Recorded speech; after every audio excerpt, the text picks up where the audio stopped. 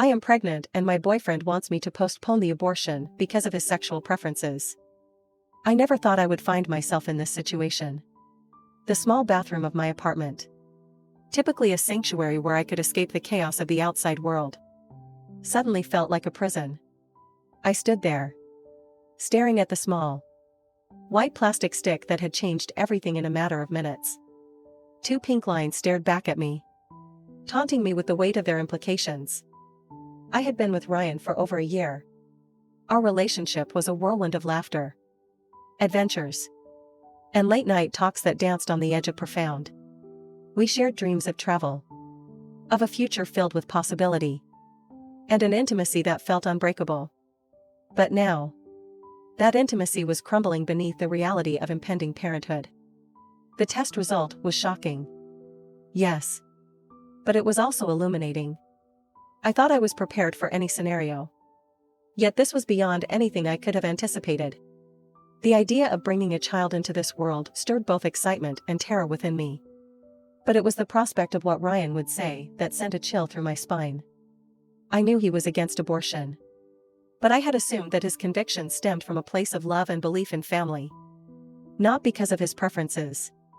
As I sat on the edge of the bathtub, the weight of the situation settled on my shoulders like a heavy blanket. I felt trapped, suffocated by the conflicting emotions swirling around in my mind. When I finally gathered the courage to tell him, I chose a quiet moment, hoping to present my news gently. I watched his expression change as I revealed the truth.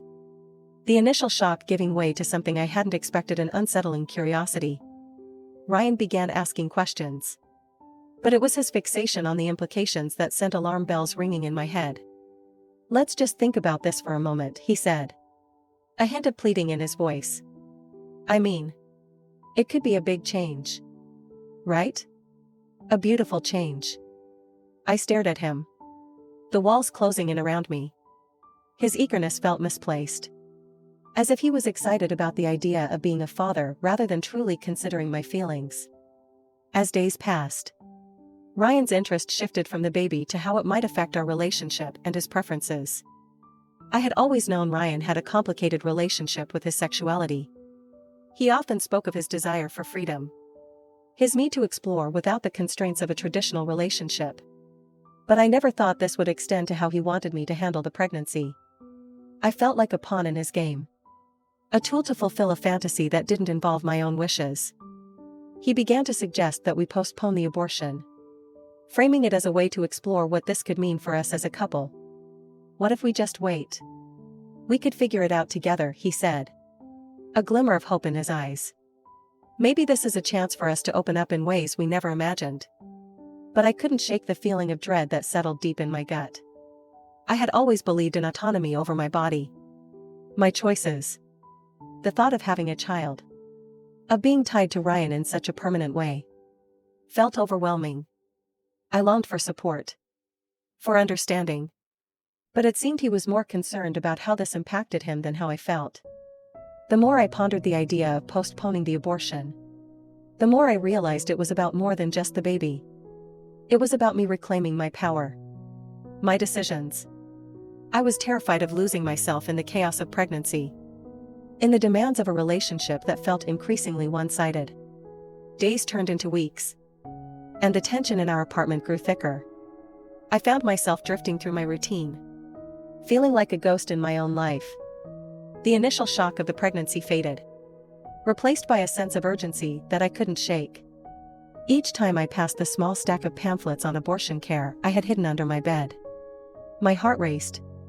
I wanted to call and schedule the procedure, but Ryan's pleas echoed in my mind. One evening, after another day of turmoil, I stood in the kitchen, staring blankly at the contents of the refrigerator. I was uncharacteristically quiet, lost in thought. Ryan entered, and I felt the weight of his presence. I could sense he was about to launch into another monologue about the beauty of parenthood, of how this could be our chance to embrace something new. "Don't you see?" he began, his voice filled with an enthusiasm that felt foreign. "This could be our opportunity to build something together, something meaningful." I turned to him, frustration boiling beneath the surface. Meaningful for who? Ryan? This isn't just about you. It's my body. My choice. The words escaped before I could contain them. A desperate plea for recognition. He faltered, the excitement in his eyes dimming as my voice rose. I want to support you. But can't you understand? This is a chance for us to experience something profound. You might even find joy in it. Joy? I felt no joy in the idea of postponing my abortion. No exhilaration in the prospect of raising a child under the shadow of his expectations. The vision I had for my life began to slip away like sand through my fingers. I wanted to scream. To make him see that this was my journey. Not a shared adventure to satisfy his fantasies. As the days passed, the emotional turmoil continued to build. Each time I caught a glimpse of myself in the mirror, I saw the toll it was taking on me. The bags under my eyes deepened, and my smile faded. I was trapped in a cycle of fear and uncertainty, unable to break free from the grips of our tumultuous relationship. Then one night, after a particularly heated argument, I found myself wandering aimlessly through the city. The streets were alive with energy, laughter, music, the vibrant pulse of life surrounding me, but I felt disconnected. I wandered into a small cafe, hoping to find solace in the familiar warmth of coffee and pastries. As I sat alone, I watched couples around me, the intimacy they shared reminding me of what I once had with Ryan.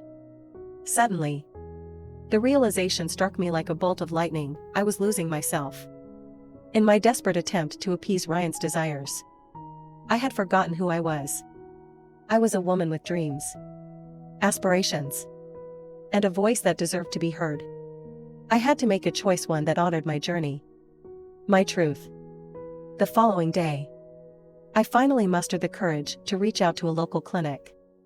I scheduled the abortion for the following week, a sense of relief washing over me as I made the call. I felt like a weight had been lifted, the shackles of indecision finally breaking free.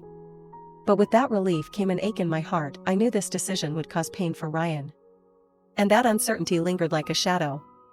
The day of the appointment arrived, and as I sat in the waiting room, I couldn't shake the nervous energy coursing through me. I clutched my phone, scrolling through messages that felt like a lifeline. Yet I couldn't bring myself to reach out to Ryan. I needed this moment for myself, away from the noise of his expectations. After what felt like an eternity, my name was called. I followed the nurse into a small room, the sterile smell of antiseptic filling the air. My heart raced as I sat on the examination table, my hands trembling. The doctor entered, a kind smile on her face that brought me a small measure of comfort. As she explained the procedure, I felt a mix of fear and determination. This was my choice, and I was reclaiming my power. The moment the doctor began the procedure, I closed my eyes, focusing on the feeling of control washing over me. I was making a decision for myself, and it felt liberating. Afterward, as I sat in the recovery room, I felt a wave of emotions crashing over me. I was relieved, but also grieving the loss of what could have been. Yet, I knew I had made the right choice. It was a painful but necessary step toward reclaiming my life. As I returned home, the weight of the world lifted from my shoulders. But I was also met with an unsettling silence. Ryan was home, and I could sense his confusion and concern hanging in the air like a thick fog. I took a deep breath, knowing that this conversation would not be easy. "Where have you been?" he asked, his voice filled with apprehension. "I had my appointment," I replied, my voice steady but my heart racing. He paused, the realization settling over him like a shroud. "You did it, didn't you?" I nodded, feeling a mix of pride and sadness as I watched the emotion flicker across his face. Disappointment, anger, confusion, it was all there. But I also saw a glimmer of understanding beneath the surface. "Why didn't you talk to me about it?" he asked, his tone softer now, laced with vulnerability. I took a step toward him, feeling the chasm that had formed between us. "Because this was my decision, Ryan. I needed to do this for me. I can't be a mother if I'm not ready." If I'm not sure I want it, it wouldn't be fair to either of us. His shoulders slumped, and I could see the turmoil within him. I thought we were in this together, he said, a hint of betrayal in his voice. We are in this together.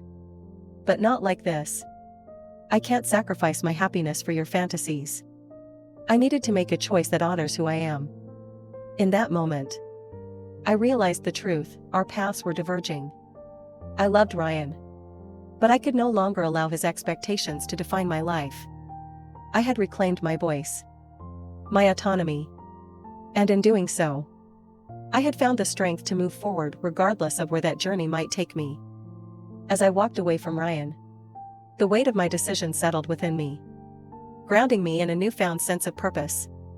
I was free to choose my own path, to shape my future according to my own desires.